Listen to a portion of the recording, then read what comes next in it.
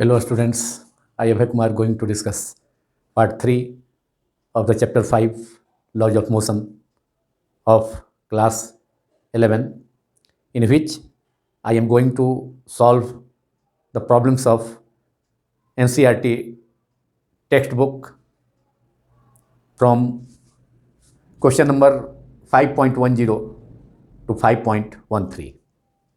First of all, question number 5.10, which is a particle of mass 0.40 kg, 0.40 kg moving initially with a constant speed of 10 meter per second to the north is subjected to a constant force of 8.09 Newton directed towards the south for 30 seconds. Take the instant the force is applied to be at time t is equal to 0, the position और location of the particle at that time to be x equal to 0. जिस समय particle पर force apply होता है उस समय time T equal to 0 है, तो पार्टिकल का पोजीशन भी एक्स इक्वल टू 0 है, मतलब स्टार्टिंग पॉइंट पर है, ऑरिजिन पर है. And predict its position at T equal to -5 second, 25 second and in last 100 second. तो -5 सेकेंड के बाद पार्टिकल का पोजीशन क्या होगा, 25 सेकेंड के बाद क्या होगा और लास्ट में 100 सेकेंड के बाद क्या होगा, ये हमें मालूम करना है.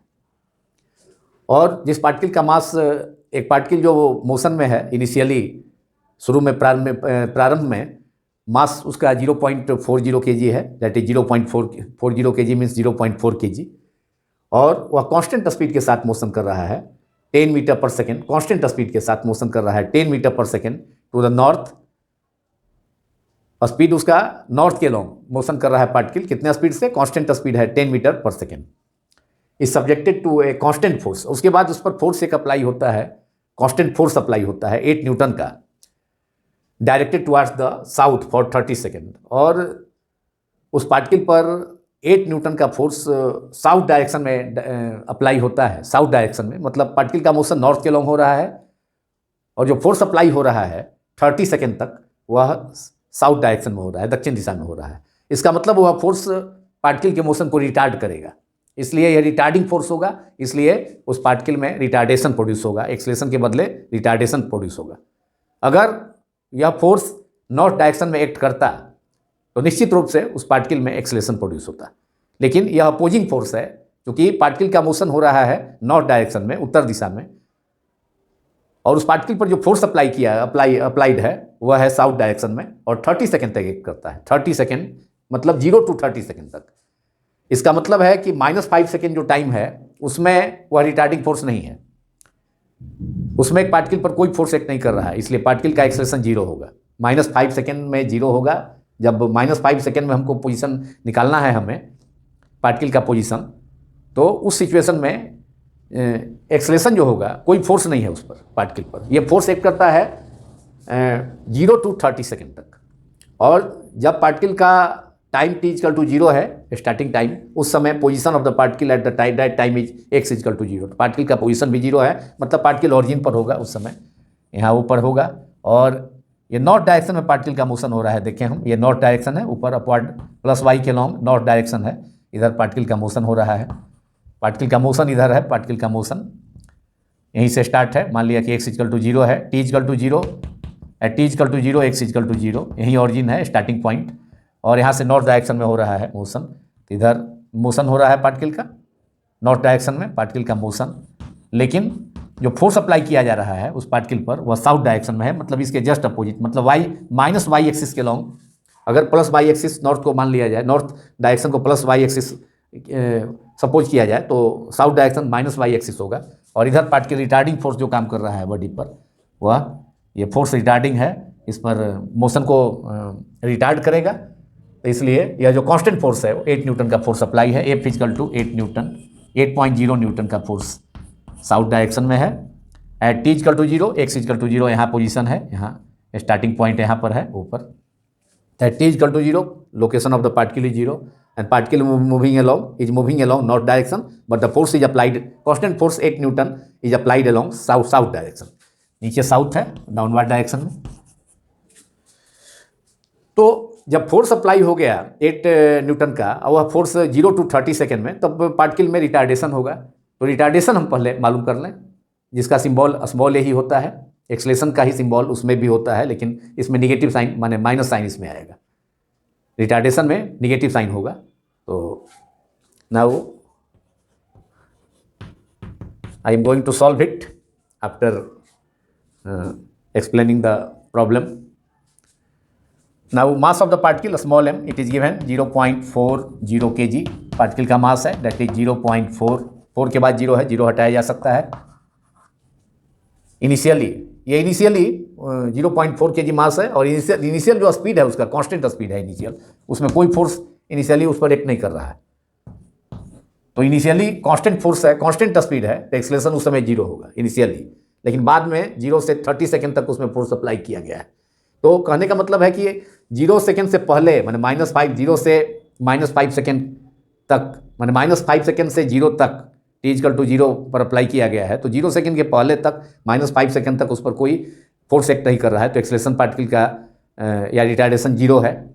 और फिर ये 30 सेकेंड तक ही है, और उसके बाद फिर 100 सेकेंड का पोजीशन है। तो फिर 30 सेकेंड से आगे माने 70 सेकेंड तक भी कोई फोर्स नहीं है अप्लाई, पार्टिकल पर अप्लाई कोई फोर्स अप्लाइड नहीं है। तो इसका मतलब है कि फिर उसमें एक्सेलरेशन 30 सेकेंड से 70 सेकेंड तक जो मोशन होगा, उसमें जो मोशन होगा वह यूनिफॉर्म स्पीड के साथ ही मोशन होगा, जो कि यूनिफॉर्म स्पीड दिया है।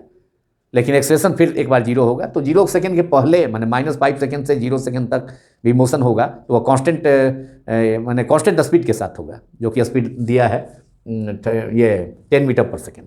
और फिर केवल 0 से 30 सेकेंड तक ही बॉडी में रिटार्डेशन होगा, क्योंकि पार्टिकल का मोशन नॉर्थ के लॉन्ग है और फोर्स अप्लाई हो रहा है 8 न्यूटन का साउथ डायरेक्शन में। इसलिए केवल 0 से 30 सेकेंड तक ही रिटार्डेशन होगा, और 0 सेकेंड के पहले -5 सेकेंड में कांस्टेंट यूनिफॉर्म मोशन का केस होगा, एक्सेलरेशन 0। और फिर 30 सेकेंड से 100 सेकेंड तक भी एक्सेलरेशन 0, यूनिफॉर्म मोशन से ही माने कांस्टेंट स्पीड के साथ ही पार्टिकल का मोशन होगा। तो नाउ u = 10 मीटर पर second initial speed, symbol initial speed का u होता है। और फोर्स जो अप्लाइड हुआ है वह है कितना, 8 न्यूटन का। लेकिन यहाँ माइनस हम अप्लाई करते हैं, क्योंकि फोर्स अप्लाई हो रहा है नीचे की ओर साउथ डायरेक्शन में, बॉडी का पार्टिकल का डिस्प्लेसमेंट नॉर्थ के लॉन्ग है। सो ये रिटार्डिंग फोर्स है, इसलिए therefore it is 8.0 Newton, that is 8 Newton -8 Newton. ये 8.0 है -8 न्यूटन, और ये अप्लाई हो रहा है opposite to the direction of displacement, so it is taken as negative. ये रिटार्डिंग फोर्स हो गया, ये लॉन्ग साउथ डायरेक्शन, ये दक्षिण दिशा में काम कर रहा है नीचे की ओर, और पार्टिकल का मोशन नॉर्थ डायरेक्शन में, रिटार्डिंग फोर्स है ये। इसलिए निगेटिव साइन यहाँ निगेटिव साइन इसमें इंट्रोड्यूस किया गया है, इसलिए कि रिटार्डिंग फोर्स है, मोशन नॉर्थ के लॉन्ग है, और फोर्स कांस्टेंट फोर्स अप्लाई है साउथ डायरेक्शन में। तो now we have to find acceleration, that is retardation actually. तो using Newton second law of motion, F = ma, F = since F = mass into acceleration, therefore acceleration equals to F upon force upon mass, and F is -8 Newton. Mass of the particle is 0.4 kg, that is -80.4 है, 10 से multiply हो जाएगा तो -80/4, that is -20। ये -20 हो गया retardation.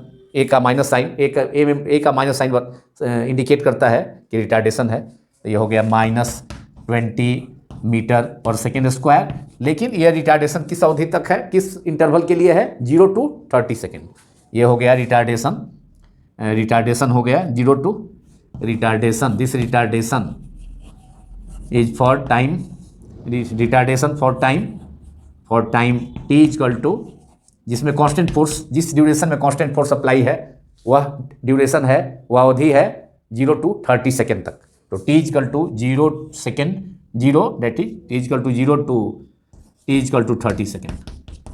केवल उसी में ये रिटार्डेशन अप्लाई होगा, 0 के पहले दैट इज -5 सेकेंड में ये रिटार्डेशन नहीं है, और फिर 30 सेकेंड के बाद भी नहीं है, क्योंकि हमें मालूम करना है 30 सेकेंड के बाद भी, मतलब 100 सेकेंड तक भी, 100 सेकेंड में भी पोजीशन मालूम करना है। तो equation of motion, accelerated motion, rectilinear equation of uniformly accelerated rectilinear motion, S = ut + ½ AT² का यूज हम करेंगे। लेकिन उसके पहले सबसे पहले -5 सेकेंड में हम मालूम करें। तो जैसा कि मैंने बतलाया कि ये फोर्स अप्लाई है, कांस्टेंट फोर्स 0 to 30 सेकेंड में ही, तो 0 से -5 सेकेंड का मतलब 0 से पहले, तो उसमें कोई यूनिफॉर्म मोशन का केस है, वह जो है यूनिफॉर्म कांस्टेंट स्पीड के साथ मोशन हो रहा है, तो there is no question of acceleration because acceleration is the rate of change of velocity. त्वरण वेग परिवर्तन की दर है, और यहाँ जब वेग ही में परिवर्तन नहीं हो रहा है तो प्रश्न ही कहाँ उठता है कि उस बॉडी में एक्सेलेरेशन या रिटार्डेशन प्रोड्यूस होगा। वो तो तब होगा एक्सेलेरेशन, त्वरण या मंदन, एक्सेलेरेशन या रिटार्डेशन पार्टिकल में जब पार्टिकल के स्पीड में चेंज होगा, और जब कांस्टेंट स्पीड से मूव कर रहा है तो उसमें there is no question of acceleration और रिटार्डेशन। सो -5 सेकेंड में पोजीशन मालूम करने जा रहा हूँ, तो उसमें केवल कांस्टेंट स्पीड होगा, एक्सेलेरेशन 0 होगा। तो now position of the particle at t = 5, first जो हमें मालूम करना है -5 सेकेंड में position of the particle. So position of the particle at t = time t = -5 second is s equals to, ये a सेट -5 कर देते हैं, a सेट -5 माने -5 सेकेंड में जो पोजीशन मालूम करना है वह है a सेट ब्रैकेट में -5 सेकेंड, a सेट t मतलब -5 सेकेंड में मतलब कितना पोजीशन होगा, तो वह होगा ut plus half AT² formula है rectilinear motion, uniformly accelerated rectilinear motion का, और u है इनिशियल स्पीड दिया है, कांस्टेंट स्पीड है केवल 10 मीटर पर second, and time is -5 and acceleration is 0। जैसा कि बताया, एक्सेलेरेशन केवल रिटार्डेशन फोर्स सप्लाई हो रहा है 0 to 30 सेकेंड, तो नेगेटिव टाइम -5 सेकेंड में 0 है, तो plus half a = 0 and time is -5 second का स्क्वायर हो गया, -5 सेकेंड स्क्वायर, एंड ये हो गया -5 सेकेंड स्क्वायर। नाउ ये केवल हो गया 10 × -5 प्लस ये तो 0 हो गया, एक्सेलेरेशन 0 होने के कारण सेकेंड टर्म।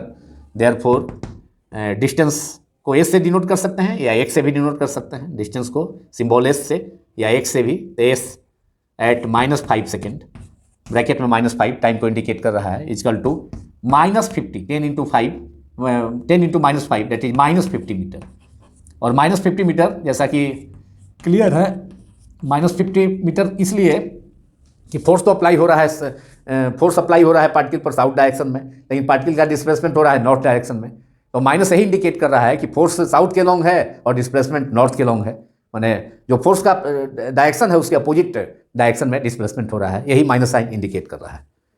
तो ये position of the particle eight -5 second मालूम हो गया। अब हमें मालूम करना है 25 सेकेंड पर और फिर 100 सेकेंड पर।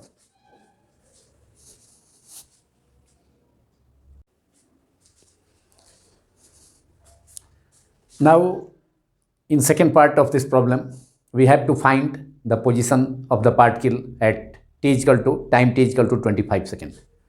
Now, part 2 of this problem, 5.10,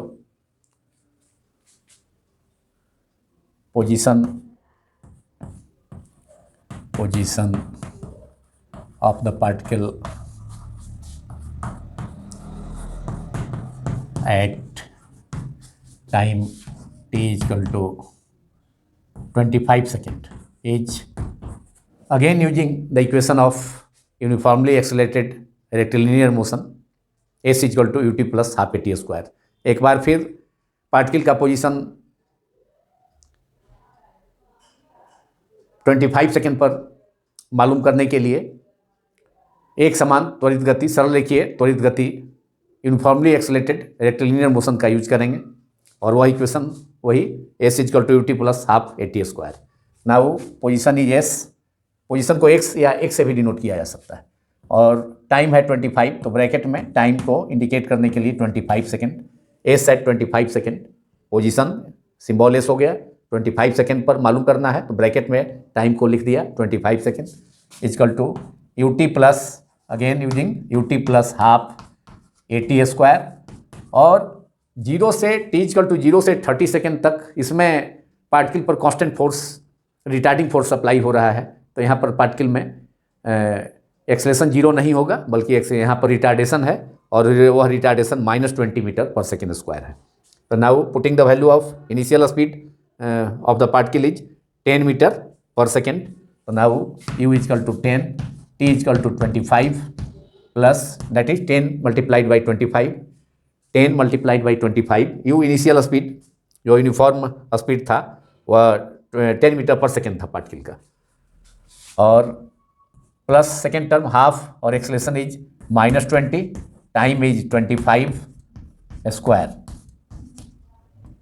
25 square that is 25 into 10 that is 250 plus, अब यहाँ पर ये कैंसिल हो गया, यहाँ पर 2 -10 है तो -20 है, तो न्यूमरेटर में -10 होगा, बचेगा, 2 से कैंसिल हो गया 20 -10, तो that is plus minus 250 minus 10 multiplied by 25 square that is 625, 25 into 25, time 25 है तो T square that is 25 square that is 625, that is 250 minus 6250 इतना मीटर हो गया, दैट इज माइनस 625 में से 25 माइनस कर लेंगे, लेकिन 250 माइनस 6250 है तो इसे नेगेटिव आएगा, 6000 मीटर दैट इज 6 किलोमीटर. और अगेन फिर माइनस, इसका मतलब है कि पार्टिकल का डिस्प्लेसमेंट नॉर्थ के डायरेक्शन में है जबकि फोर्स अप्लाई हो रहा है साउथ डायरेक्शन में. तो ये निगेटिव डिस्प्लेसमेंट का मतलब है, it means displacement of the particle is against the direction of force. Particle का कण का विस्थापन कण पर जो क्रियाशील बल है उसके विपरीत दिशा में है, इसलिए माइनस साइन यहाँ पर है, अपोजिट डायरेक्शन में है डिस्प्लेसमेंट पार्टिकल का, फोर्स अप्लाइड है उसके अगेंस्ट, उसके अपोजिट. तो this is the position of the particle at s, position of the particle at time t equal to 25 second. This is the answer of the second part of this problem 5.10 of the NCERT textbook of the chapter 5 laws of motion. Now in last we have to find the position of the particle at t equal to 100 second. तो position of the particle हमें मालूम करना है, position of the particle at t equal to 100 second. 100 second पर क्या position होगा. तो इसका इस पोजीशन को मालूम करने के लिए हमें दो पार्ट में इस टाइम को डिवाइड करना होगा. एक तो 0 से 30 सेकेंड तक, जहाँ तक कांस्टेंट, जिस ड्यूरेशन तक कांस्टेंट फोर्स पार्टिकल पर अप्लाइड है, नियत बल 0 से 30 सेकेंड तक अप्लाई है पार्टिकल पर. तो उस अवधि में कितना, उस इंटरवल में कितना डिस्टेंस से पोजीशन होगा, कितना डिस्टेंस पार्टिकल कवर करेगा 0 से 30 सेकेंड में, ये मालूम हम कर लें. क्योंकि उस अवधि के लिए, उस इंटरवल के लिए 0 to 30 सेकेंड के लिए रिटार्डेशन है, रिटार्डिंग माने जो पार्टिकल पर रिटार्डिंग फोर्स अप्लाई है, कांस्टेंट फोर्स अप्लाई है, और उससे जो एक्सेलरेशन ऑब्टेन हुआ है -20 मीटर पर सेकेंड स्क्वायर. और उसके बाद 30 सेकेंड के बाद कोई इन्फॉर्मेशन नहीं है कि कांस्टेंट फोर्स अप्लाई है या नहीं. इसका मतलब है कि उसके बाद शुरू में पार्टिकल यूनिफॉर्म स्पीड से, कांस्टेंट स्पीड से 10 मीटर पर सेकेंड से मूव किया, तो 30 सेकेंड के बाद भी वही स्थिति होगी, क्योंकि कांस्टेंट फोर्स अप्लाई, पार्टिकल पर फोर्स अप्लाइड होने का जो डायरेक्शन है अप्लाई होने का, वह केवल उस इंफॉर्मेशन है प्रॉब्लम में 0 से 30 सेकेंड तक है. तो हम इसको दो पार्ट में बांटें, 30 सेकेंड में कितना हो गया और फिर 70 सेकेंड में कितना हुआ पोजीशन, दोनों को ऐड कर देंगे तो मालूम हो जाएगा पार्टिकल का position at t equal to 100 second. तो first of all position of the particle, इसका पार्ट ए स्मॉल ए, हम position of the particle at time t equal to 30 second, जहाँ तक कि रिटार्डिंग फोर्स है जिस ड्यूरेशन तक, is s at 30 equals to s at 30 second, 30 means 30 second, distance symbol s हो गया, 30 सेकेंड ब्रैकेट में रखा गया, ut plus half AT square, ut plus half AT square, फिर से वही इक्वेशन, u इज 10 मीटर पर second, t is 30 plus 1/2 acceleration 0 to 30 second तक रिटार्डेशन है, जो कि कितना है, रिटार्डेशन इज -20 मालूम किए हैं, A small A -20 and t is 30 square. ये 2 से -20 कैंसिल हो गया, यहाँ पर -10 बचेगा, equal to 10 into 30 that is 300, और ये प्लस ये माइनस है, plus minus minus 10 into 30 square that is 900, 30 square that is 900 equals to 300 minus 9000, 900 multiplied by 10 9000 that is 300 minus 9000 equal to 8007, it is minus 8700 metre.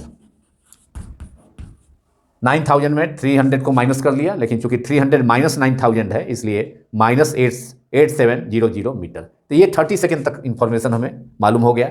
अब 30 second से 100 second में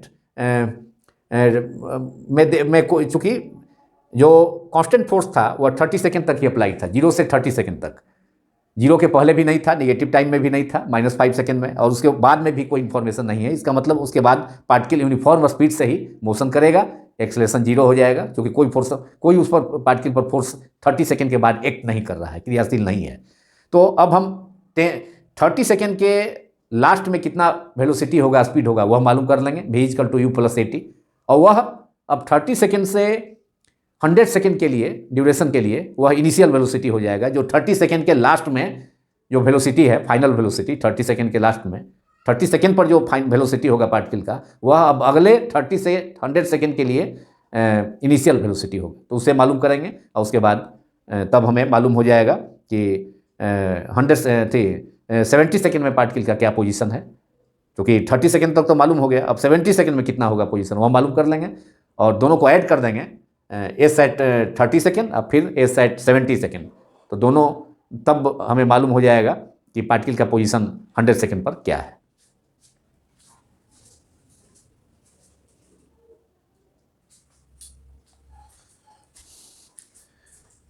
Now velocity of the particle at the end of 30 second is v equal to velocity of the particle at end of 30 second is, that is v at 30 second, v at 30 second is equal to u plus at।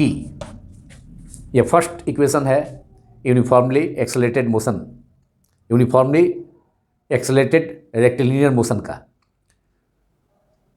एक समान त्वरित गति, एक समान सरल रेखीय त्वरित गति का ये फर्स्ट इक्वेशन है, v equal to u plus 80। तो velocity of the particle at the end of at time 30 second is u plus 80, और u is equal to 10 metre पर second initial speed. Acceleration of the particle 0 से 30 second तक -20 metre पर second square हमने obtain किया था।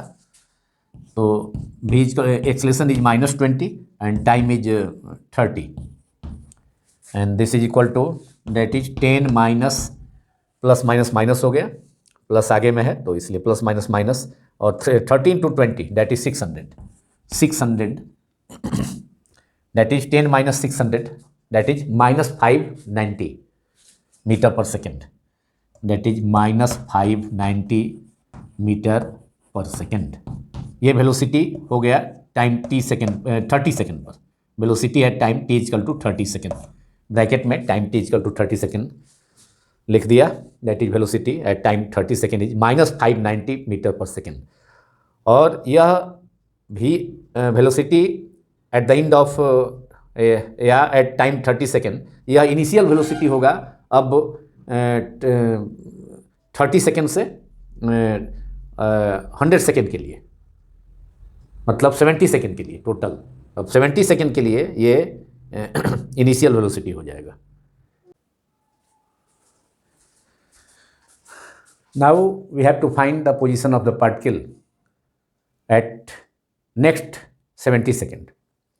First 30 second में तो हमने मालूम कर लिया S30 इक्वल टू -8700 मीटर, और 30 सेकेंड के लास्ट में 30 सेकेंड के लास्ट में जो वेलोसिटी होगा पार्टिकल का, वेलोसिटी एट 30 सेकेंड, वो हमने ऑब्टेन किया -590 मीटर पर सेकेंड। तो 30 सेकेंड के लास्ट में जो स्पीड पार्टिकल का मालूम हुआ -590 मीटर पर सेकेंड, यह अगले अब नेक्स्ट 70 सेकेंड के लिए इनिशियल स्पीड हो जाएगा। तो so we have to find the position of the particle at 70 second.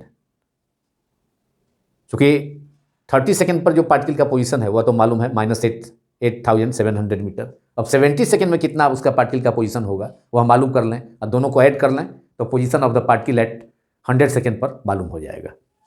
तो now we have to find the position of the particle at 70 second.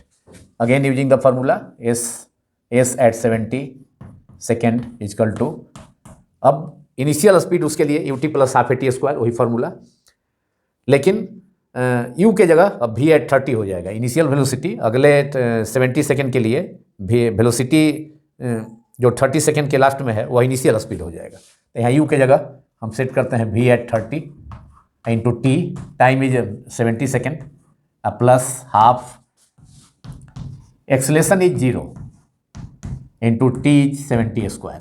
तो सेकेंड टर्म 0 हो गया। यहाँ acceleration is 0 for 30 to next 70 second, 30 to 100 second के लिए, क्योंकि जो force apply हो रहा है पार्टिकल पर वह 0 से 30 सेकेंड तक ही है। 30 सेकेंड से 100 सेकेंड तक अगले 70 सेकेंड तक पार्टिकल पर कोई फोर्स अप्लाई हो रहा है, इसकी जानकारी प्रॉब्लम में नहीं है। तो इसलिए पार्टिकल पर कोई फोर्स नहीं है, एक्ट कर रहा है 30 सेकेंड से 100 सेकेंड के बीच में। तो 70 सेकेंड के टाइम इंटरवल के लिए, मतलब 30 से 100 सेकेंड के लिए एक्सेलेरेशन पार्टिकल का भी 0 होगा। तो इसलिए हमने a = 0 और 30 सेकेंड टू 100 सेकेंड के लिए, that is interval is 70 second. 30 second से 100 सेकेंड के बीच का इंटरवल, टाइम इंटरवल 70 सेकेंड के लिए कोई फोर्स एक्ट नहीं कर रहा है। फोर्स केवल एक्ट कर रहा है 0 से 30 सेकेंड तक ही, रिटार्डिंग फोर्स। तो second term is 0 and v30 is velocity at the 30 second is -590 multiplied by 70। अब हम मल्टीप्लाई कर लेते हैं 59 को 7 से और बाद में 2 0 उसमें लगा देंगे, इंट्रोड्यूस कर देंगे। तो 9 × 7 एंड दैट इज 63, रिमाइंडर 6, 7 × 5 35 + 6 35 + 6 41, 413 हो गया और 2 0 यहाँ है इसमें, तो 2 0 इसमें इंट्रोड्यूस कर देंगे, लगा देंगे। तो -41300 metre m, that is position of the particle at 70 second is, हमें मालूम हो गया -41300 metre, 41,300 metre. So position of the particle at 100 second from start is s at time 100 second, 100 second को ब्रैकेट में लिखा टाइम को, equal to s at 30 second plus s at 70 second and s at 30 second is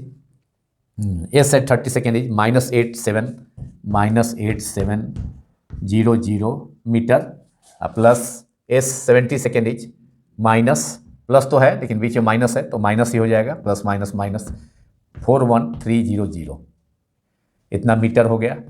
दोनों negative है लेकिन दोनों add हो जाएगा, ऐड होकर नेगेटिव है, और नेगेटिव का सेंस यही है कि फोर्स जिस डायरेक्शन में अप्लाई हो रहा है उसके अगेंस्ट डिस्प्लेसमेंट है। तो ये हो जाएगा टोटल ये 41300 माइनस 50,000 ये 50,000 मीटर इतना हो जाएगा, डेट इज -50 किलोमीटर। इसको हम ऐड करेंगे, -41300 और ये 8700 है, तो ये पूरे 50,000 मीटर, डेट इज 1000 से डिवाइड कर देंगे तो kilometre, -50 kilometre answer. And this is the position of the particle eight s = 100 second, जो कि थर्ड पार्ट में हमें मालूम करना था position of the particle at 100 second. जो ये थर्ड पार्ट को हमने सॉल्व किया, जो थर्ड पार्ट था प्रॉब्लम का, और लास्ट पार्ट था उसको किया।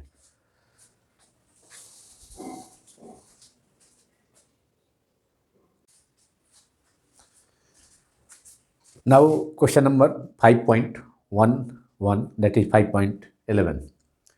The problem is that a truck starts from rest and accelerates uniformly with 2.0 meter per second square. At t = 10 seconds, a stone is dropped by a person standing on the top of the truck 6 meter high from the ground. What are the A velocity and B acceleration of the stone at t equal to 11 second? Neglect air resistance. Air resistance को neglect करना है। Air का resistance stone पर act करेगा जब stone को drop किया जाएगा ट्रक से, और ट्रक स्टार्ट हुआ है रेस्ट से, तो initial speed of the truck is 0, that is u equal to 0। u is the symbol of initial speed. Truck का प्रारंभिक चाल 0 है, u इजकल टू 0, और एक्सलेट होता है ट्रक, स्टार्ट होता है 0 से, रेस्ट से स्टार्ट होता है कोई ट्रक, और एक्सलेट होता है कितने एक्सलेशन से? 2.0 मीटर पर second square. Acceleration of the truck A equal to 2.0 metre पर second square, that is 2 metre पर second square. A stone is dropped by a person standing on the top of the truck, जो कि 6 metre high है from the ground से। तो एक आदमी के द्वारा जो खड़ा है ट्रक के टॉप पर, जो कि ग्राउंड से, ज़मीन से 6 मीटर हाइट पर है, और वहाँ से एक स्टोन को गिराता है, ड्रॉप करता है। तो what are the velocity? Number A velocity and B acceleration of the stone at T equal to 11 second. तो फर्स्ट ऑफ ऑल हम 11 सेकेंड पर कितना वेलोसिटी होगा, टोटल वेलोसिटी स्टोन का, वो हम मालूम कर लें। तो उसके लिए दोनों मोशन होगा। पहले तो 10 सेकेंड तक हॉरिजॉन्टल मोशन है ट्रक का, तो v x equal to velocity, horizontal component of velocity at, अब ट्रक के साथ साथ पर्सन भी मोशन में है और उसके साथ साथ स्टोन भी है। तो what are the velocity and acceleration of the stone at T equal to 11 second. तो velocity of horizontal component of velocity, that is horizontal velocity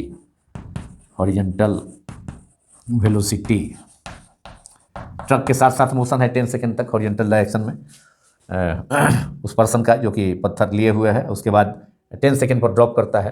तो 1 सेकेंड के बाद क्या पोजीशन होगा उसका? 1 सेकेंड के बाद उसका वर्टिकल कंपोनेंट होगा वेलोसिटी का। तो रिजल्टेंट हम मालूम कर लेंगे। तो horizontal velocity of the stone at time t equal to time interval t equal to 10 second is Vx equal to u plus ux, that is u। Horizontal direction में truck initial speed 0 है, that is u plus at मतलब xt, x direction में जो acceleration है, और u is 0, initial speed 0 है, problem में दिया है ट्रक का। तो और ये एक्सेलरेशन है 2 मीटर पर सेकेंड स्क्वायर। ट्रक का जो एक्सेलरेशन है वो भी स्टोन का भी होगा, क्योंकि पर्सन उसके साथ साथ है, तो पर्सन का भी वही होगा। उसके हाथ में स्टोन है तो उसका भी एक्सेलरेशन वही होगा, और t equal to 10, that is 20 metre पर second.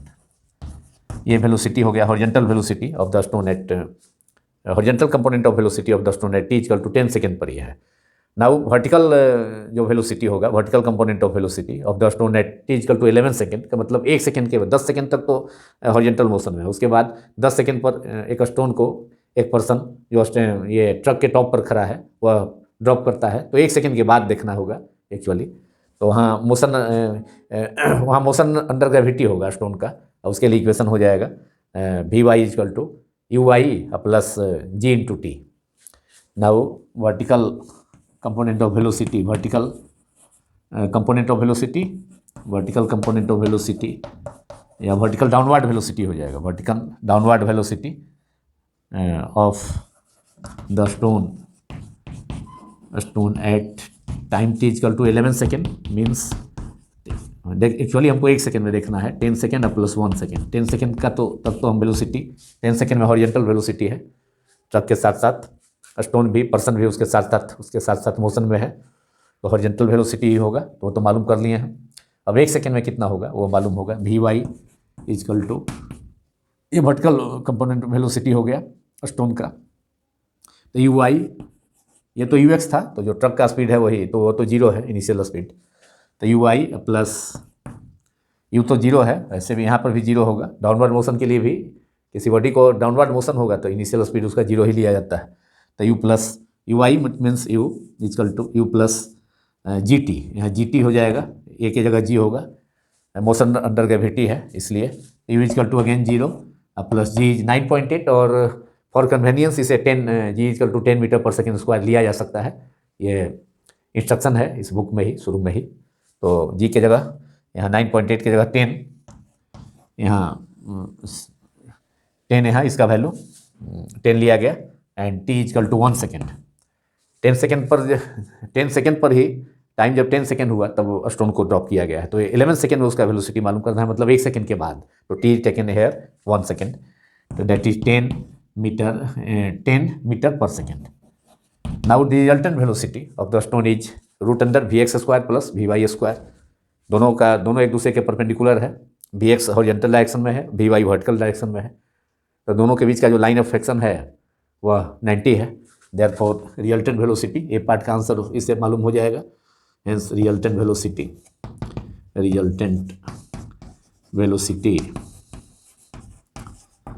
Of the stone at t equal to 11 second is v equal to root under v x square plus v y square. X component velocity stone का और y component दोनों मालूम हो गया है, equal to v x equal to root under 20 square plus v y equal to 10 square, that is 20 square plus 10 square, that is 20 square is 400 plus 10 square 100, that is 500 root under 500। और square root निकालेंगे तो इसका 500 का लगभग 24 metre पर second, ये 24.2 metre पर second, ये रिजल्टेंट स्पीड हो गया। रूट अंडर 400 इज 20, तो 24.2 मीटर पर second. Now we have to find its direction, तो डायरेक्शन हो जाएगा हॉरिजॉन्टल से कितना होगा, तो 10, इस पार्ट का आंसर यहाँ। Now direction of velocity, resultant velocity, direction of, इसके बाद 24.2 मीटर पर सेकेंड के बाद ये रिजल्टेंट वेलोसिटी हो गया स्टोन का at T equal to 11 second. Now direction of the resultant velocity at T equal to 11 second is resultant velocity. Stone का जो रिजल्टेंट वेलोसिटी है, परिणामी वेग, तो वह 11 सेकेंड के अंत में कितना हो जाएगा, formula tan theta equal to v y upon y component upon x component and v y upon v x, that is v y is vertical component of velocity 10 metre पर सेकेंड, 10 और v x equal to 20, that is 1/2, therefore theta equal to tan inverse 1/2, tan inverse, side change करेंगे, tan theta equal to 1/2, तो tan का मैंने side change करेंगे तो theta equal to tan inverse 1/2, और ये जो डायरेक्शन होगा फ्रॉम द हॉरिजॉन्टल होगा, फ्रॉम द हॉरिजॉन्टल डायरेक्शन।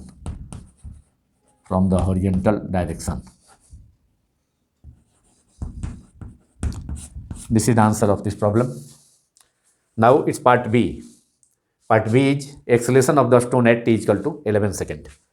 तो पार्ट बी का आंसर, एक्सलेशन जो होगा 11 सेकेंड के अंत में, तो 10 सेकेंड पर उस पार्टिकल को, 10 सेकेंड पर उस स्टोन को ट्रक से ड्रॉप कर दिया गया है, मोशन अंडर ग्रेविटी है, इसलिए जब मोशन अंडर ग्रेविटी होगा तो उसका एक्सलेशन हो जाएगा कितना, एक्सलेशन ड्यू टू ग्रेविटी, तो गुरुत्वीय त्वरण के बराबर होगा। पृथ्वी के कारण जो गुरुत्वीय त्वरण होगा वह acceleration due to gravity 9.8 metre पर second square, that is nearly 10 metre पर सेकेंड स्क्वायर। तो solution of part B is acceleration of the stone at T equal to 11 second is कितना, आंसर होगा acceleration of the stone is at T equal to 11 second is 10 second पर उसे drop किया गया था truck से, तो एक्सलेशन ड्यू टू ग्रेविटी उस पर एक्ट करेगा, कांस्टेंट एक्सेलेरेशन के साथ उसका मोशन होगा, जो constant acceleration due to gravity है। तो acceleration of the stone at T equal to 11 second is a acceleration जो होगा ए वाई डायरेक्शन में जो एक्सेलेरेशन होगा, डाउनवर्ड डायरेक्शन के लॉन्ग, डाउनवर्ड डायरेक्शन को वाई एक्सिस मान लें, ऐसे तो मायने थी, अगर प्लस डायरेक्शन मान लेते हैं उसको, ऐसे तो अपवर्ड डायरेक्शन को पॉजिटिव माना जाएगा, प्लस वाई नीचे माइनस वाई, अगर डाउनवर्ड डायरेक्शन को ही अगर पॉजिटिव मान लिया जाए पॉजिटिव वाई एक्सिस, तो उस सिचुएशन में ए वाई इजकल टू जी हो जाएगा, प्लस जी प्लस हो जाएगा उस सिचुएशन में, equal to G plus that is 9.8 metre पर second square, that is nearly equal to 10 metre पर second square. This is the answer of part B.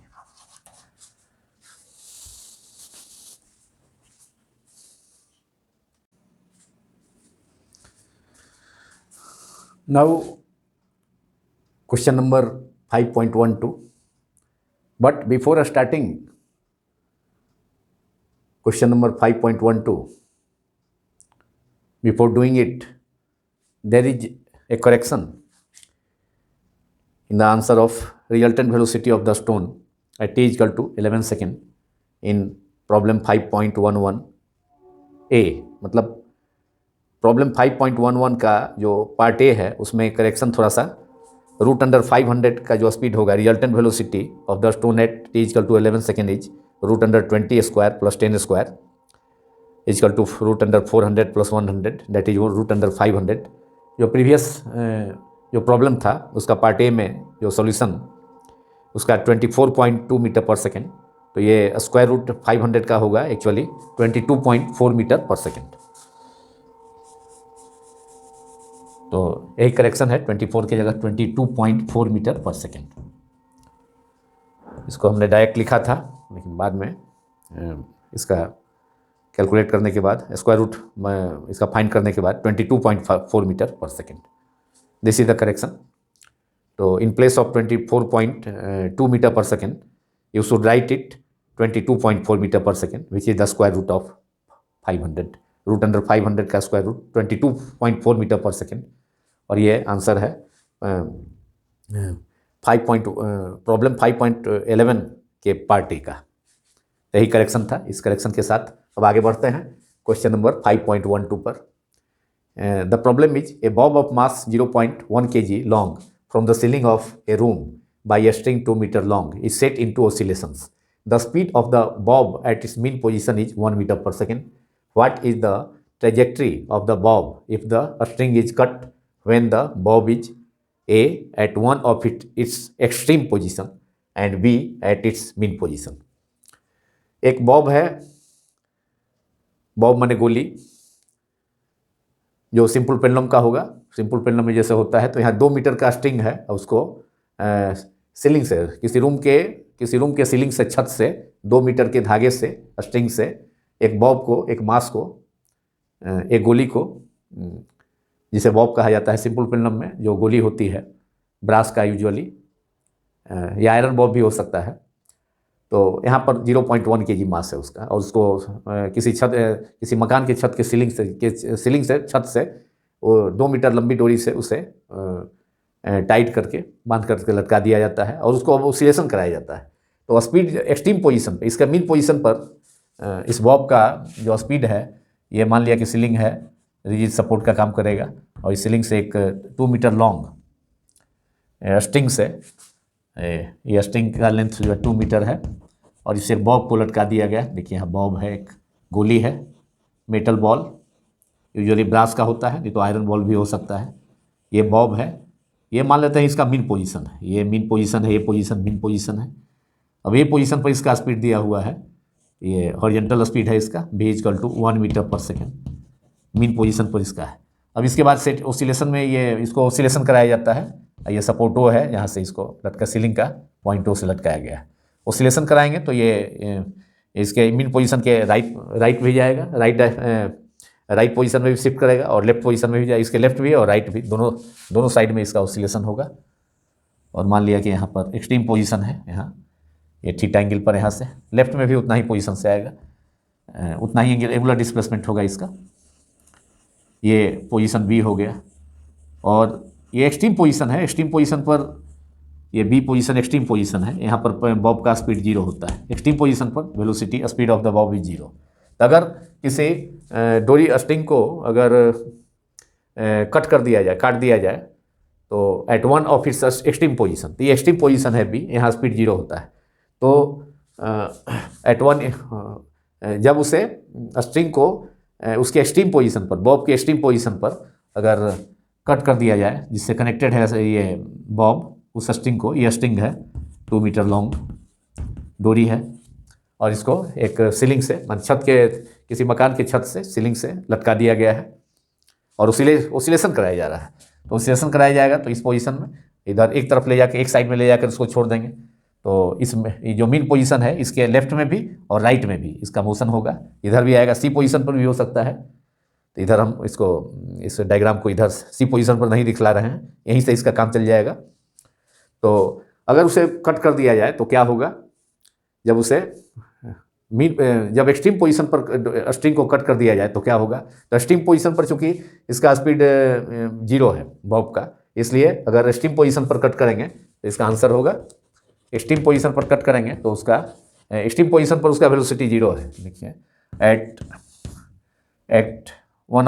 Eight the extreme position, any extreme position, C होगा, B होगा, इधर आके C B होगा, उतना ही angular displacement पर पार्टिकल अपने मीन पोजीशन से या इक्विलिब्रियम पोजीशन में ए पर है और यहाँ से इसको डिस्प्लेस कर दिए थीटा एंगल से, दूसरे पोजीशन में चला गया, फिर यहाँ से मीन पोजीशन ए में आएगा, फिर यहाँ से इधर भी जाएगा सी पर, उतना ही एंगुलर डिस्प्लेसमेंट से।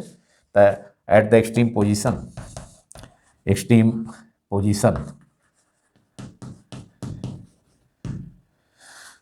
the speed of the bob is 0, the speed of the bob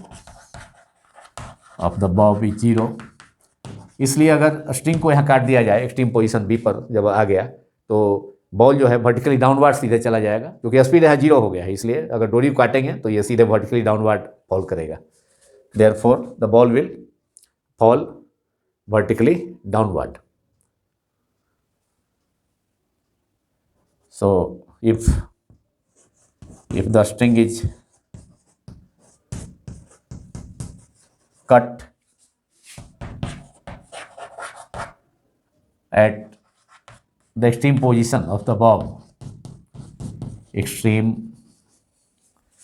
position का मतलब एकदम किनारे of the Bob, the ball it will fall vertically downward under gravity, सीधे नीचे की ओर गिरेगा, अंडर ग्रेविटी मोशन होगा उसका। It will fall downward under gravity.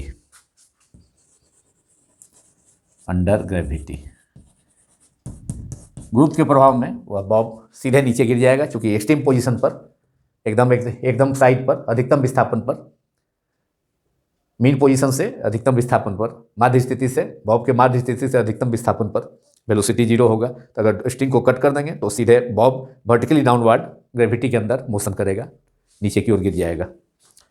Now answer of part B is, लेकिन इसे अगर बॉब को अगर डिस्प्लेस किया थी, बॉब को अगर मीन पोजीशन पर, जब बॉब मीन पोजीशन पर है, मीन पोजीशन का मतलब इक्विलिब्रियम पोजीशन, ठीक है, मिड पोजीशन पर ए पर, उस समय अगर स्ट्रिंग को कट करेंगे तो तब क्या होगा। तो उस समय बॉब में हॉरिजॉन्टल वेलोसिटी है। At the mean position the Bob has horizontal velocity, और इसलिए स्ट्रिंग को कट करेंगे यहाँ पर इस पोजीशन में तो हॉरिजॉन्टल, इसका हॉरिजॉन्टल मोशन है, हॉरिजॉन्टल डायरेक्शन में मोशन है, स्पीड है दिया हुआ 1 मीटर पर सेकेंड इसका इक्विलिब्रियम पोजीशन, मीन पोजीशन पर या इक्विलिब्रियम पोजीशन पर। तो उस सिचुएशन में चूँकि इसमें स्पीड है तो इसके कारण उसका जो पाथ होगा, अगर डोरी को काट दिया जाएगा तो उसका मोशन होगा, माने ये पैराबोलिक पाथ को फॉलो करेगा। ये वर्टिकल डाउनवर्ड मोशन नहीं होगा, पैराबोलिक पाथ से, चूँकि हॉरिजॉन्टल थी इसका मोशन है। इसलिए जब इसको जब काट दिया जाएगा, डोरी स्ट्रिंग को कट कर दिया जाएगा, तब वह उसके बाद वो फ्री पार्टिकल हो जाएगा, तो ग्रेविटी का भी उस पर इफेक्ट होगा और हॉरिजॉन्टल डायरेक्शन में मोशन है, तो रिजल्टेंट जो डायरेक्शन होगा उसका पैराबोलिक पाथ पर वो फॉलो करेगा, कर्व पाथ पर। अब स्ट्रेट इसका मोशन जो होगा, हॉरिजॉन्टल डायरेक्शन में जो मोशन हो रहा था वह ना हो करके जो रिजल्टेंट होगा, क्योंकि अब फ्री पार्टिकल हो गया ये, माने डोरी स्ट्रिंग को काट देंगे तो फ्री हो गया स्ट्रिंग से, तो free particle gravity, effect of gravity भी उस पर एक्ट कर रहा है और हॉरिजॉन्टल डायरेक्शन मोशन है, तो रिजल्टेंट जो डायरेक्शन होगा वो पैराबोलिक पाथ होगा, पैराबोलिक कर्व पर, पैराबोलिक पाथ पर उसका मोशन होगा। तो answer is parabolic path. String पर गए थे, जब मीन पोजीशन पर उसको कट किया जाता है तो चूँकि वहाँ हॉरिजॉन्टल वेलोसिटी है, इसलिए पाथ जो होगा उसका पैराबोलिक होगा। तो the Bob moves on a parabolic path. On the parabolic path, when the string is cut at its mean position, the bob will move. A ball will follow the parabolic path. The bob will follow a parabolic curve जैसा parabolic path if the string is cut at the mean position, at its mean position. Bob जब mean position पर है तो at its mean position, mean position.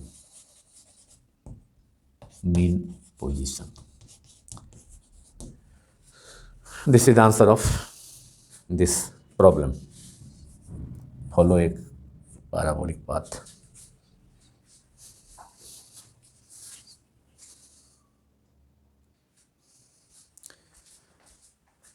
Now question number 5.13, which is a man of mass 70 kg stands on a weighing scale or weighing machine in a lift which is moving A upwards with a uniform speed of 10 meter per second, B downwards with a uniform acceleration of 5 meter per second square, C upwards with a uniform acceleration of 5 meter per second square. What would be the reading on the scale in each case? And finally in D, what would be the reading if the lift mechanism failed and it hurtled down freely under gravity?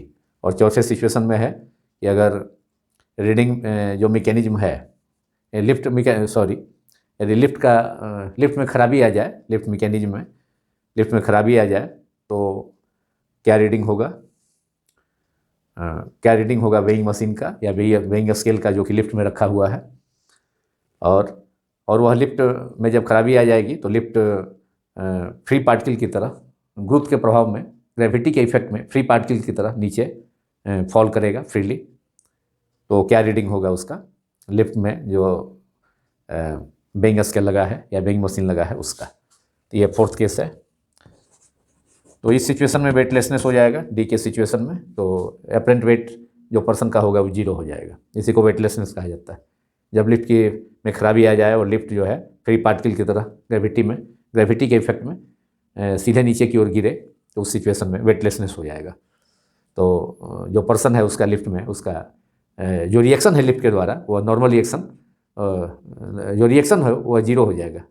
Normal reaction 0 होने से उसका apparent wait 0 हो जाएगा उस person का। तो मास ये जो मास है आदमी का उस मैन का, a man of mass 70 kg, वह खड़ा है वेइंग स्केल पर, वेइंग मशीन है लिफ्ट में रखा हुआ और वह मूव कर रहा है। तो mass M equal to mass of the person is 70 kg। और फर्स्ट में है ए में लिफ्ट अगर ऊपर की ओर मूव कर रहा है यूनिफॉर्म स्पीड से तो एक्सेलेरेशन 0 हो जाएगा। फर्स्ट का यूनिफॉर्म स्पीड है तो एक्सेलेरेशन 0 होगा। There is no change in velocity, so acceleration is 0।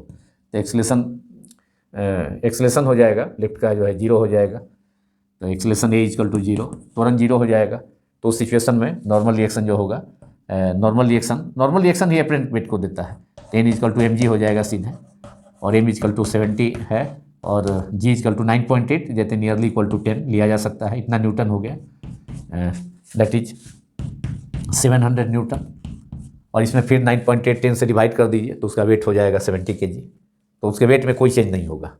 जब लिफ्ट यूनिफॉर्म स्पीड के साथ ऊपर जाए चाहे नीचे भी जाए तो उसके वेट में कोई चेंज नहीं होगा, क्योंकि उस सिचुएशन में नॉर्मल रिएक्शन जो होगा जो लिफ्ट के सरफेस का या वेइंग मशीन जिस पर वो खड़ा है उसके सरफेस का, लिफ्ट पर वेइंग मशीन रखी हुई है उस पर वह आदमी खड़ा है तो उसका रिएक्शन जो है उसका मतलब जो एपरेंट वेट होगा उसका एक्चुअल वेट के इक्वल हो जाएगा। एम जी एक्चुअल वेट है और एन जो है नॉर्मल रिएक्शन है लिफ्ट के सरफेस का या वेइंग मशीन के सरफेस का जो वेट के अगेंस्ट अपवर्ड डायरेक्शन में एक्ट करेगा। तो दोनों इक्वल हो जाएगा तो उसके वेट में कोई चेंज नहीं होगा। तो 700 न्यूटन का मतलब है कि फिर इसे डिवाइड कर दीजिए 10 से, 700 अपॉन 10 और ये हो जाएगा इतना kg। 1 newton, 1 newton equal to 1 kg weight equal to 1 into 10 या 9.8 न्यूटन, इसलिए 700 न्यूटन इजकल टू 700 अपॉन 10, तो इतना केजी वेट हो जाएगा उसका, केजी दैट इज 70 kg। उसके पर्सन के वेट में कोई चेंज नहीं होगा, मास में कोई चेंज नहीं होगा इस सिचुएशन में। एंड बी में downward lift is going downward with uniform acceleration of 5 metre पर सेकेंड स्क्वायर। डाउनवर्ड एक्सेलरेशन है, अब नीचे की ओर जब वो लिफ्ट जाएगा तो उसका एपरेंट वेट में कमी आती है, तो जो नॉर्मल रिएक्शन होगा उस सिचुएशन में हो जाएगा mg, फार्मूला जो होता है डाउनवर्ड मोशन के लिए mg minus ma। Weight downward और लिफ्ट नीचे की ओर जा रहा है, तो कहने का मतलब जो रिएक्शन काम करेगा, रिजल्टेंट फोर्स जो काम करेगा ये उस लिफ्ट पर, तो weight downward, normal reaction upward, और ये प्रोवाइड करेगा mass into acceleration. Therefore n equal to mg minus n, right hand side में चला जाएगा, प्लस हो जाएगा mg minus ma, that is mg minus a। जब लिफ्ट नीचे की ओर जा रहा है तो लिफ्ट में जो आदमी पर्सन यहाँ पर वेइंग मशीन पर खड़ा है आदमी, तो इसका वेट डाउनवर्ड काम करेगा और लिफ्ट के सरफेस का नॉर्मल रिएक्शन अपवर्ड काम करेगा, लेकिन मोशन हो रहा है डाउनवर्ड कांस्टेंट एक्सेलरेशन के साथ, और एक्सेलरेशन दिया है 5 मीटर पर सेकेंड स्क्वायर, तो इसलिए therefore a equal to acceleration is 5 metre पर सेकेंड स्क्वायर है, यूनिफॉर्म एक्सेलरेशन है, तो वेट डाउनवर्ड काम करेगा। चूँकि लिफ्ट नीचे की ओर मोशन में है, इसलिए जो वेट होगा वो रिजल्टेंट फोर्स एक्ट करेगा वो mg, और नॉर्मल रिएक्शन ऊपर की ओर, तो mg minus n equal to mass into acceleration according to Newton second law of motion. Therefore normal reaction ही वेट देता है। नॉर्मल रिएक्शन जो होगा लिफ्ट के सरफेस का या वेइंग मशीन के सरफेस का जो पर्सन पर ऊपर की ओर एक्ट करेगा, वही रीडिंग देता है, वही एपरेंट वेट देता है, वही तौल होती है, वही वेट होता है। एपरेंट वेट जो ऑब्जर्व होता है तो n ही होता है, नॉर्मल रिएक्शन ही होता है, जो कि सरफेस का, लिफ्ट के सरफेस का रिएक्शन फोर्स होगा। तो ये n equal to n side में, राइट हैंड साइड में कर देंगे तो mg minus ma, that is mg minus a। तो ये फार्मूला हो गया। m 70 है kg आदमी का ये मास, g हो गया 9.8, दैट इज 10 लिया जा सकता है 10 मीटर पर second square. Acceleration is 5, that is 70 into 10 minus 5 equal to 5, that is 7 into 5 350 newton, और फिर इसमें 10 से डिवाइड कर देंगे इसमें, तो 35 kg उसके वेट में कमी आ जाएगा।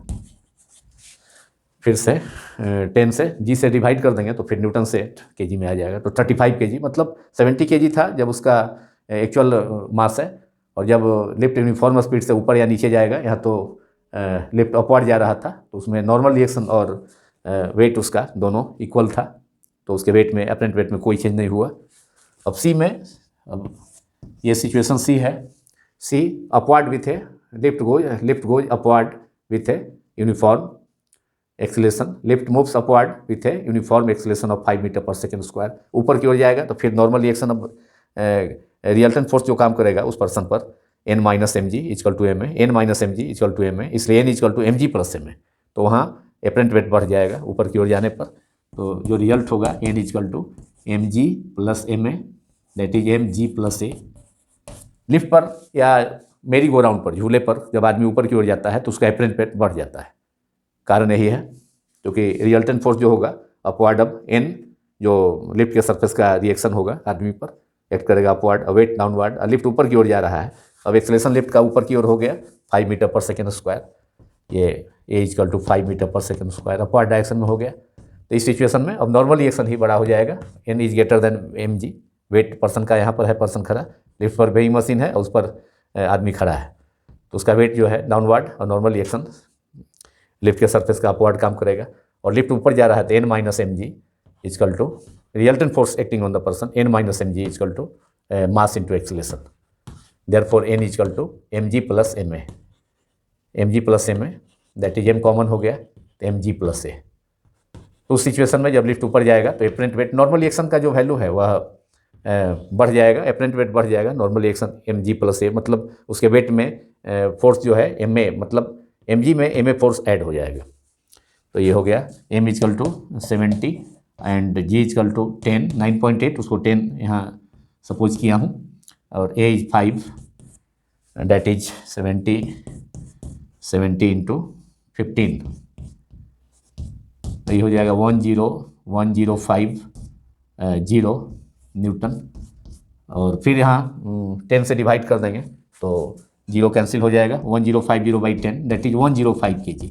तो जिस पर्सन का वेट 70 kg है केवल, अब लिफ्ट पर जब यूनिफॉर्म एक्सेलेरेशन, कांस्टेंट एक्सेलेरेशन ए के साथ, यूनिफॉर्म स्पीड नहीं, यूनिफॉर्म एक्सेलेरेशन के साथ 5 मीटर पर सेकेंड स्क्वायर से ऊपर जाएगा तो उसका एपरेंट वेट, नॉर्मल रिएक्शन का वैल्यू बढ़ जाएगा। लिफ्ट के सरफेस का जो नॉर्मल रिएक्शन पर्सन पर काम करेगा अपवर्ड, वह बढ़ जाएगा और बढ़ के फार्मूला mg+a, जिसको मैंने यहाँ डिराइव भी कर दिया यहाँ ऊपर में साइड में बोर्ड के लेफ्ट कॉर्नर में।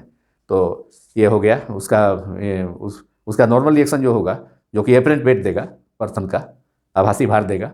एक्चुअल वेट तो mg है, लेकिन नॉर्मल रिएक्शन जो सरफेस का होता है, लिफ्ट के सरफेस का, जो कि अपवर्ड काम करता है वेट के अगेंस्ट में, वह उसके एपरेंट वेट को देता है पर्सन का। तो वह हो जाएगा 70 × 15 दैट इज 1050 न्यूटन।